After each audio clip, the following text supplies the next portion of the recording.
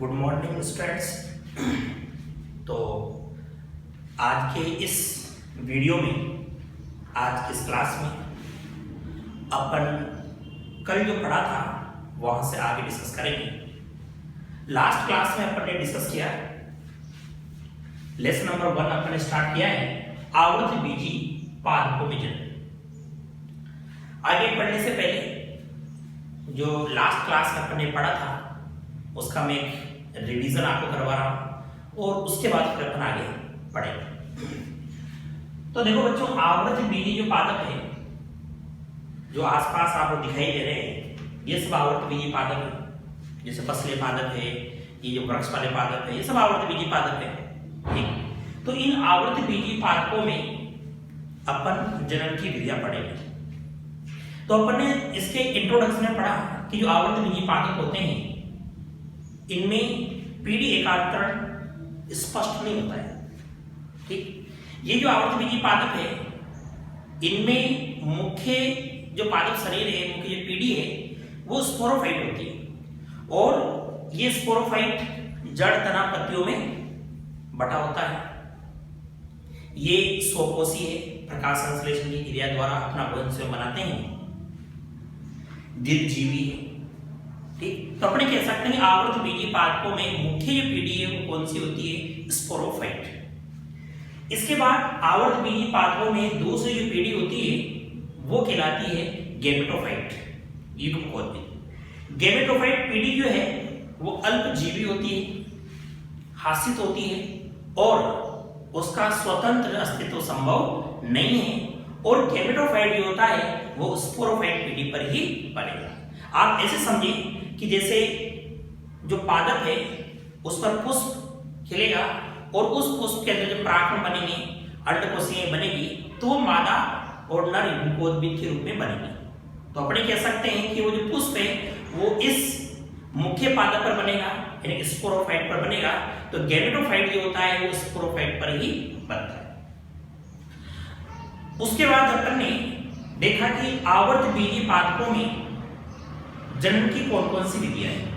तो जनन की विधियों को डिस्कस करें उसके पहले आपको यह पता होना चाहिए कि जनन क्या है, किसे कहते हैं जनन। जनन एक जैविक क्रिया है। जैविक क्रिया का मतलब है जनन केवल जीवों में होता है, निर्जीवों में जनन नहीं हो सकता। ऐसा नहीं जैसे कोई पत्थर है, ये पत्थर है और इस पत्थर के 2 टुकड़े कर दिए करने, तो आप ये नहीं कह सकते सर ये जनन हो गया, एक पत्थर के जनन 2 टुकड़े हो गए, 1 से 2 जनन नहीं। जनन एक जैविक क्रिया है और ये क्रिया केवल सजीवों में होती है। जनन की पूरी परिभाषा सुने आप लोग। जनन एक ऐसी जैविक क्रिया है जिसके द्वारा प्रत्येक सजीव अपने समान नई संतानें बनाता है। अपने समान, गौर से सुने, अपने समान। ऐसा नहीं है कि मनुष्य के घोड़े गधे पैदा होते हैं, ऐसा नहीं हो सकता।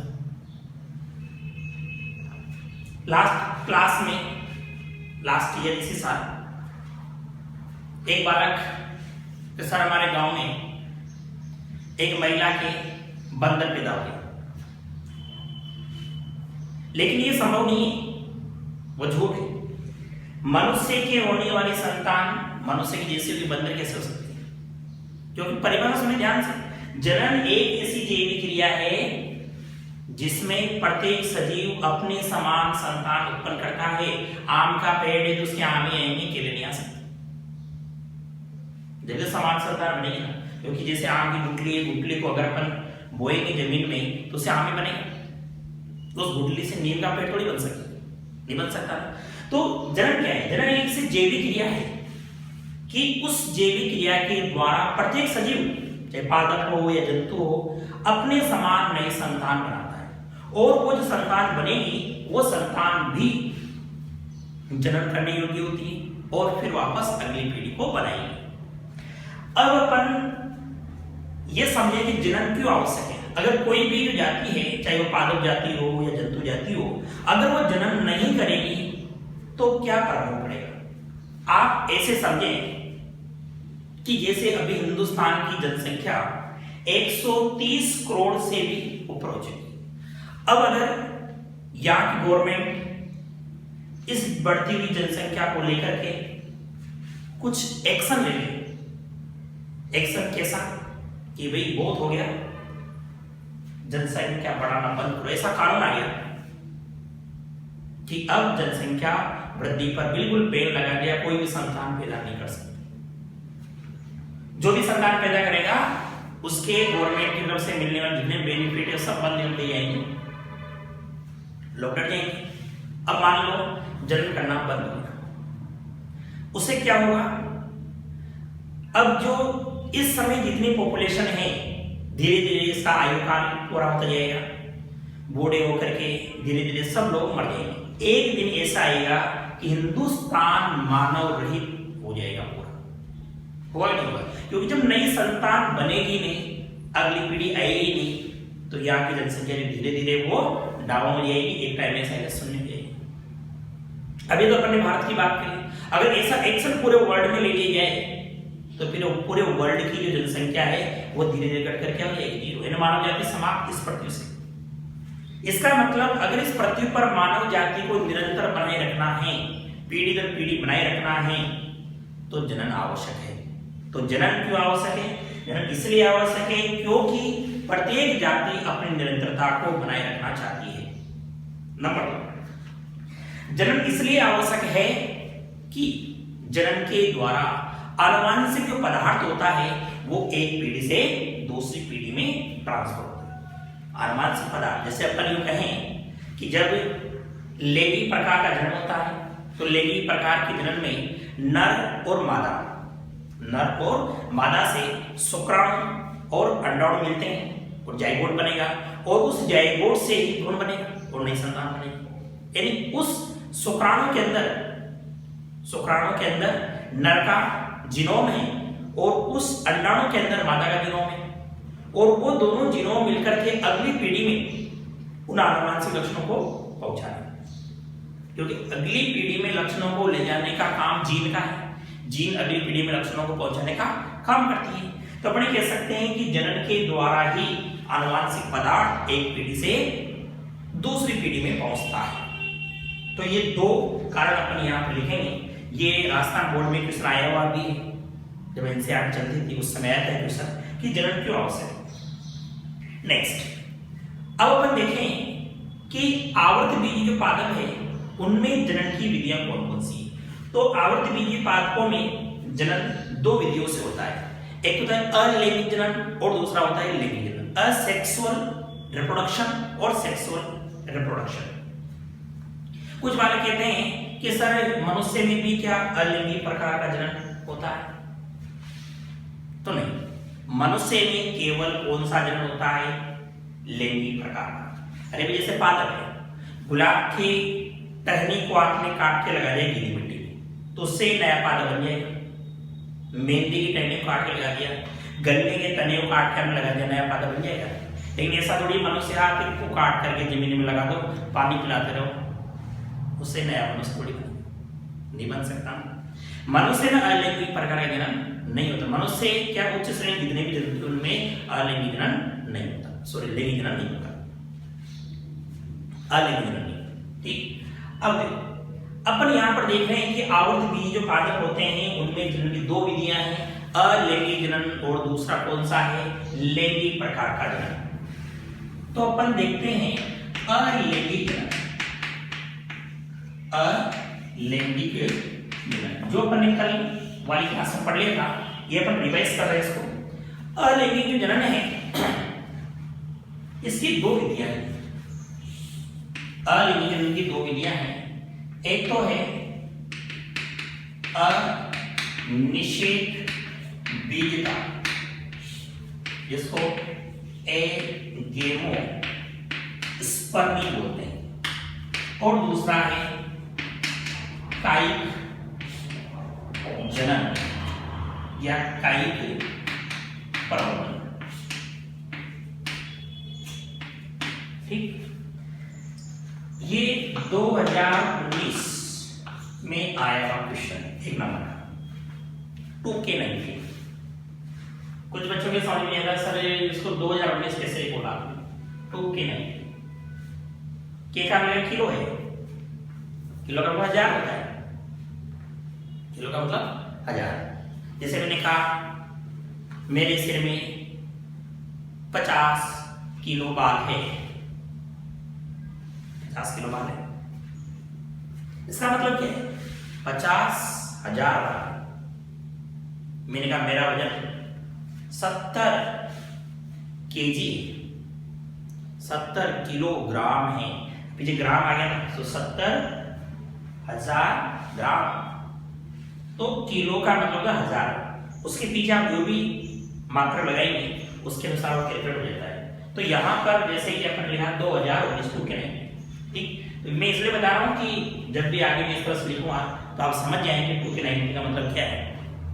जैसे 2020 का क्वेश्चन जो बता रहा था 2K20 है, ठीक। आगे अब अपने पास अलिंगी जनन जो है उसके दो प्रकार है, अनिषेक बीजता और कायिक जनन या कायिक प्रवर्धन।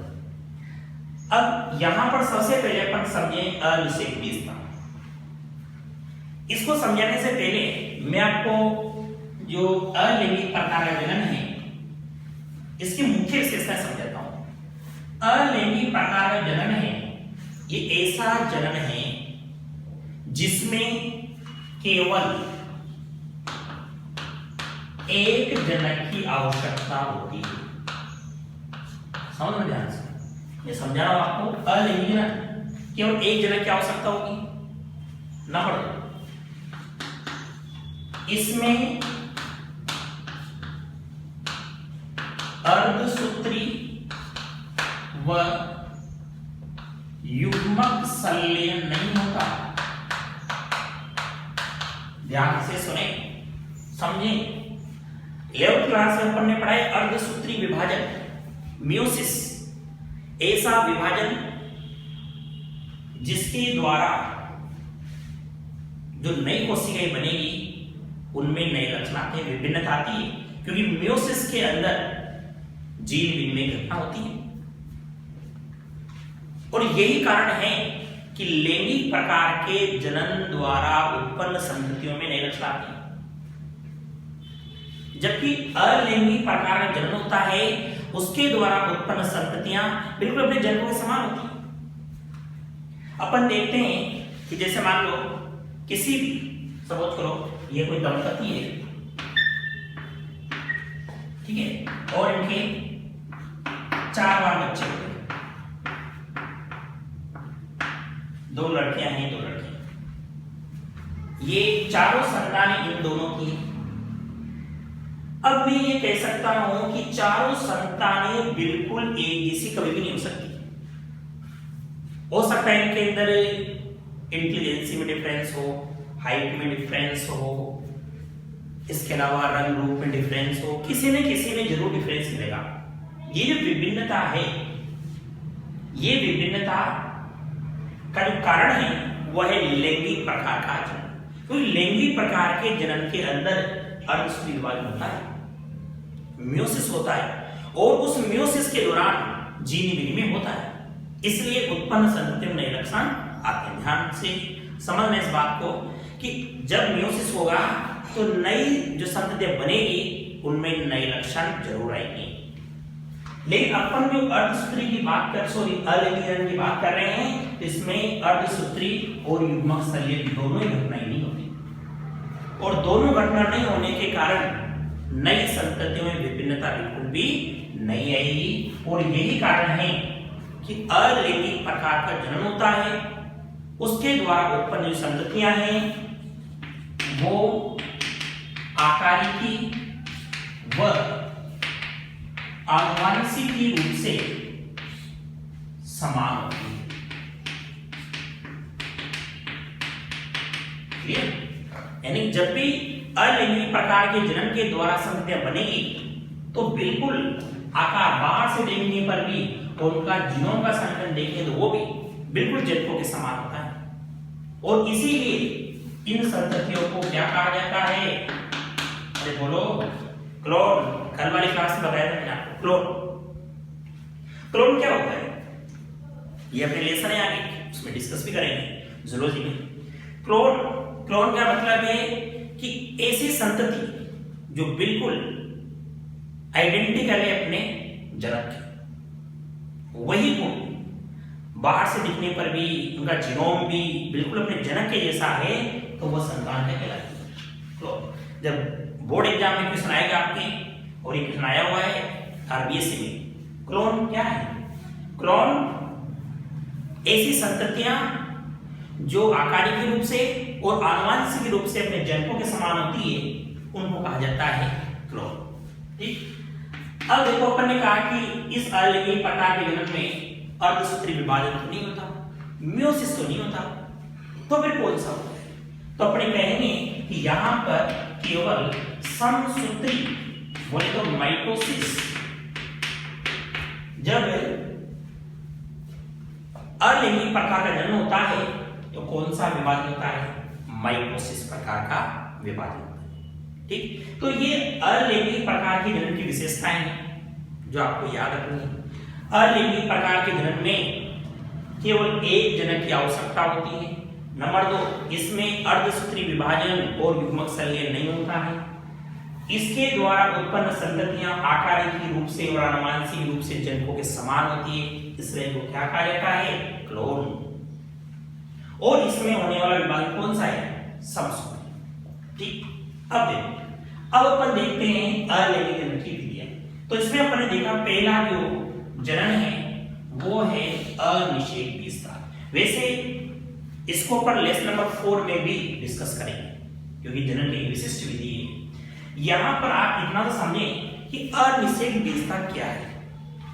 देखो, आपने जैसे कोई भी प्लांट देखा, ठीक है, आवटनी की पादप है, ये इसकी जड़ें हो गई, ये इसका तना हो गया, ये इसकी शाखाएं होंगी, और यहां पर ये पुष्प है, क्या है ये? पुष्प। अगर आपने ध्यान से देखा हो तो पुष्प जो होता है वहीं पर फल बनता है। पहले पुष्प आता है और उस पुष्प की जगह पर क्या बन जाता है? फल, और उस फल के अंदर होता है बीज, और उस बीज को अगर अपन ने अनुकूल परिस्थितियों में उगा दिया तो ये बन गया नया पादप। बना? अब देखो, पुष्प से बना फल, फल से बना बीज, और बीज को जब अपन ने अंकुरित किया, उगाया, तो एक नया पादप बना। ये जो प्रोसेस है नया पादप बनाने की, ये है लैंगिक प्रकार का जनन। तो अपने कह सकते हैं कि यहां पर लैंगिक प्रकार का जनन हो रहा है, इसके अंदर पुष्प भाग ले रहा है, पुष्प के अंदर फल बन रहा है, फल से बीज बन रहा है, और बीज से एक नया पादप बन रहा है। ये लैंगिक प्रकार का जनन है। यहां पर अर्धसूत्री विभाजन भी होता है, युग्मक संलयन भी होता है। अब देखो, मैं इस अनिषेक विस्तार की जो बात कर रहा हूं उसको ध्यान से समझना, हालांकि पूरी बात यहां पर आपको समझ में आएगी नहीं। ऐसा जनन जिसमें नई संतति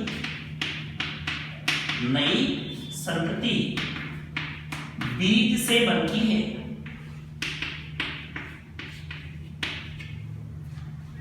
नई संतति किससे बनेगी? बीज से।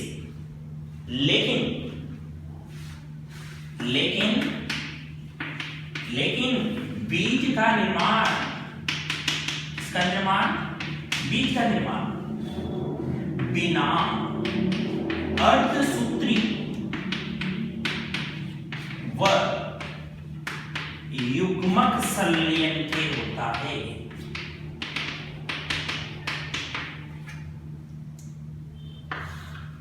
सुनो ध्यान से, अनिषेक विस्तार क्या है? इस प्रकार के जनन में नई संतति का निर्माण किससे हुआ? बीज से। जब वैसे देखा जाए तो बीज तो किसका प्रोडक्ट है? लैंगिक प्रकार के जनन का है। जब बीज से नया पादप बनता है तो लैंगिक प्रकार जनन हुआ, जबकि अपन यहां किसमें देख रहे हैं? अलैंगिक प्रकार के जनन। इसलिए इंपॉर्टेंट है, और इसीलिए राजस्थान बोर्ड में पूछा है। समझ ध्यान से, अनिषेकी बीजता में नई संतति का निर्माण बीज से ही होता है, लेकिन वो बीज बिना अर्धसूत्री विभाजन के और बिना युग्म संलयन के बनता है। ये कंडीशन फॉलो करनी पड़ेगी इसको। जब ये बीज बनता है तो न तो अर्धसूत्री विभाजन होता है और न ही युग्मक संलयन होता है। जबकि ये जो लैंगिक प्रकार का जनन है, इसकी ये मुख्य कंडीशन है, इसमें अर्धसूत्री विभाजन होता है, इसमें युग्मक संलयन होता है। लेकिन जब अनिषेक बीजता से जनन होता है तो यहाँ बीज तो बनेंगे, लेकिन अर्धसूत्री विभाजन नहीं होगा और युग्मक संलयन भी नहीं होगा। Very important. समझ में नहीं आया हो, एक बार फिर समझिए। अनिषेक बीजता में नए पौधों का निर्माण किससे होगा? बीज से।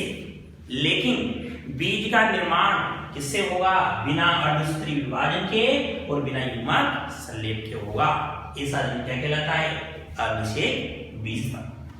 क्लियर है? अब आगे बढ़ते हैं। अब देखो, जैसे ये अपने पास आवर्त बीजी पादप है, पुष्प वाला जो भाग है उसमें लैंगिक प्रकार का जनन दर्शाता है वो, और वहां से फल बनेगा, फल से बीज बन जाएगा और बीज से नया पादप बन जाएगा। लेकिन अगर इस पादप में जनन की क्रिया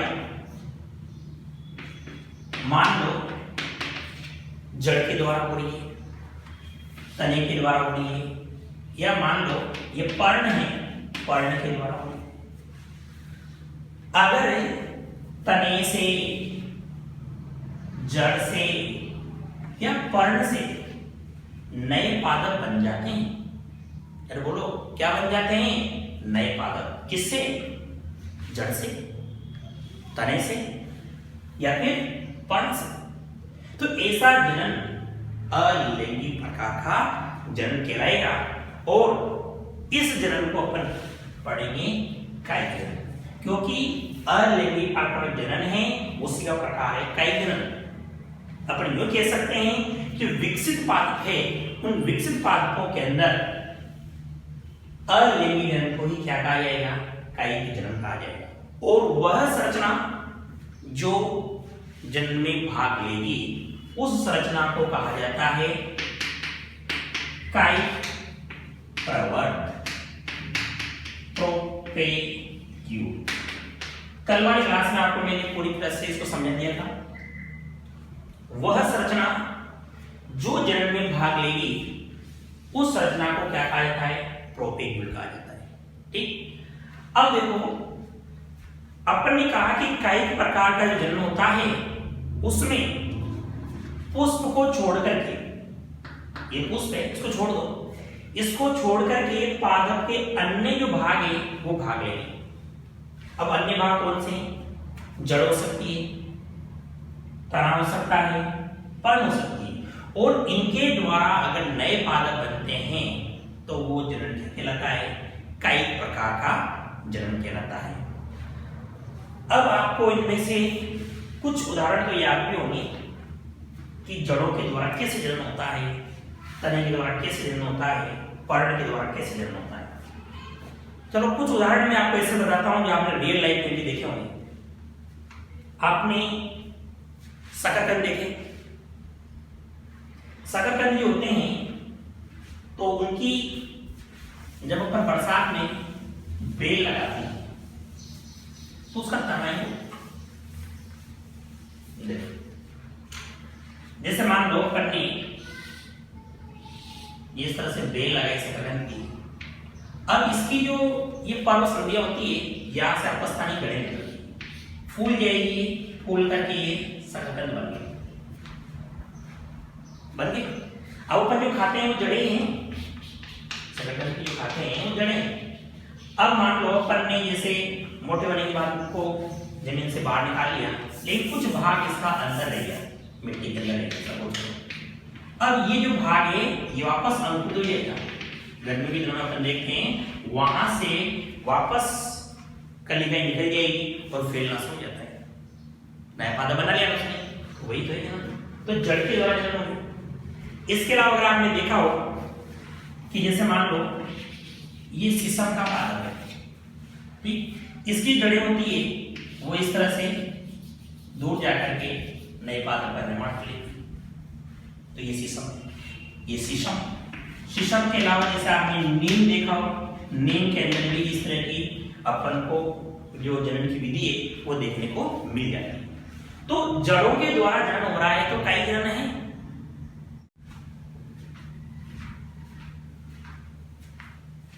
तो बच्चों कायिक जनन को अपन आगे समझते हैं। तो कायिक प्रकार का जनन है, तो कल क्लास में अपन ने देखा था कायिक जनन दो प्रकार का होता है, प्राकृतिक और कृत्रिम। प्राकृतिक प्रकार का कायिक जनन है वो तने द्वारा होता है, जड़ों के द्वारा होता है, पर्णी के द्वारा होता है और पत्र प्रक्रिया के द्वारा हो सकता है।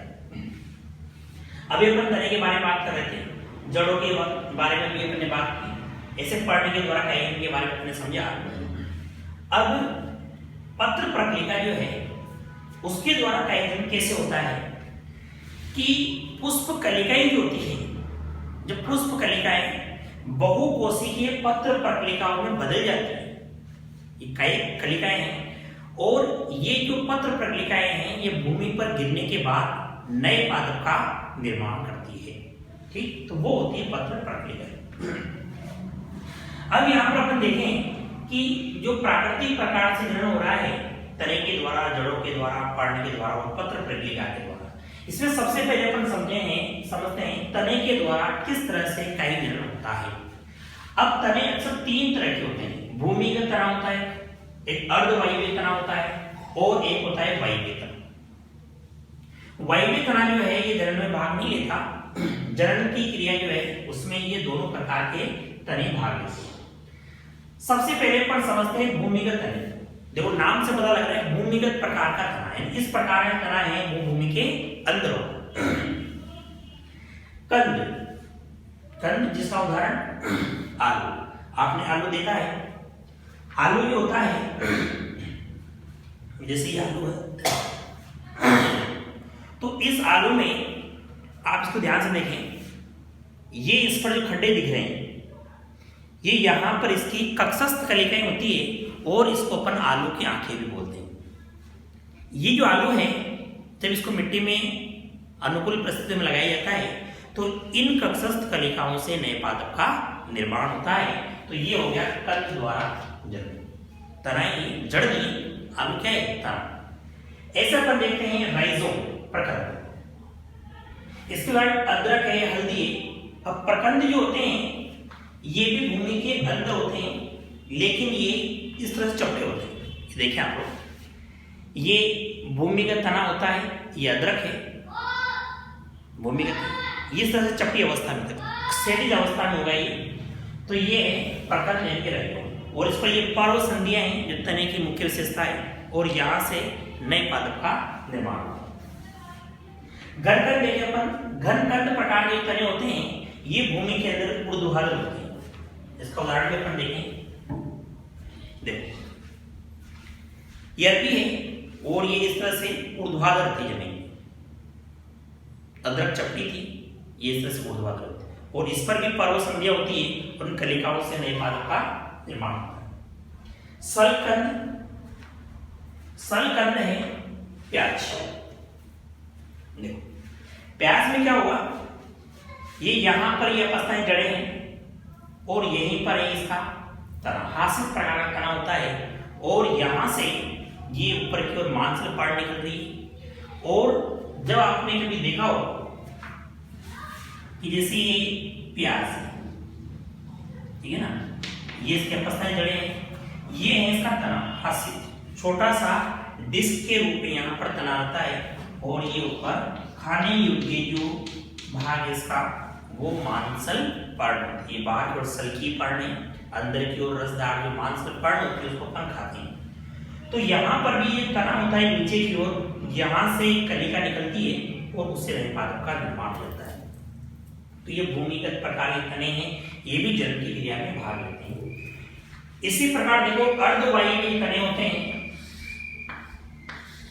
इसके अपन यहाँ पर चार प्रकार लिखे हैं। ऊपरी भूस्थायी, ऊपरी भूस्थायी प्रकार के तने जो हैं ये जमीन की ऊपरी सतह पर पाई जाएगी। इसमें जैसे आप लोग ये जो तना देख रहे हैं ऊपर की ओर, ये भूमि सतह के ऊपर ऊपर गति कर रहा है और इसकी पर्व संधियां हैं, इन पर्व संधियों से नीचे की ओर अपस्थान ढले निकली और ऊपर की ओर एक पार्ट निकली, फिर यहां से संधि से और शाखा निकली इधर, फिर यहाँ पर पर्व संधि से फिर ढले निकली, फिर पार्ट निकली और इस तरह से वो इस तरह फैली भी रहती है। यानी यहाँ पर तना फैल रहा है, नए नए पौधे बना रहा है, जनन हो रहा है। इसका उदाहरण है दूब घास। एक अंतर्भूस्थायी शक, अंतर्भूस्थायी में क्या होगा, इसमें तना ऊपर ऊपर था, इसमें जस्ट भूमि स्तर के अंदर अंदर होता है, सेम वही प्रोसेस है और इसका उदाहरण। तीसरा प्रकार इसका भूस्थायी स्टोलन। इसमें क्या होता है, जैसे यहाँ पर ये पौधा है तो यहाँ शाखा निकलेगी, ये वायु में रहेगी और फिर यहाँ पर पर्व संधि से नीचे की ओर जड़ निकलेगी, ऊपर की ओर ये नया पौधा बनेगा, फिर ये शाखा निकलेगी और फिर आगे जाके फिर वापस मिट्टी में इसको जब दबा दिया जाता है तो वहां से फिर नीचे जड़ निकल जाएगी और ऊपर पत्ते निकल जाएगी। इस तरह का उदाहरण अपन को देखने को मिलता है स्ट्रॉबेरी के अंदर। ठीक, एक है भूस्थायिका। भूस्थायिका क्या है, देखो सेम इसकी तरह ऊपरी भूस्थायिका की तरह, लेकिन इसमें क्या होता है कि भूमि की जगह पर जल होता है, जल की ऊपरी सतह पर होता है इसका तना, और इसके अंदर बहुत ही तीव्र गति से कायिक जनन होता है। इसका उदाहरण अपन देख रहे हैं आइकोर्निया, जलकुंभी। जलकुंभी जो है ये खतरनाक जलीय खरपतवार है और ये जलीय खरपतवार भारत की नहीं बल्कि पूरे विश्व की समस्या बन चुकी है।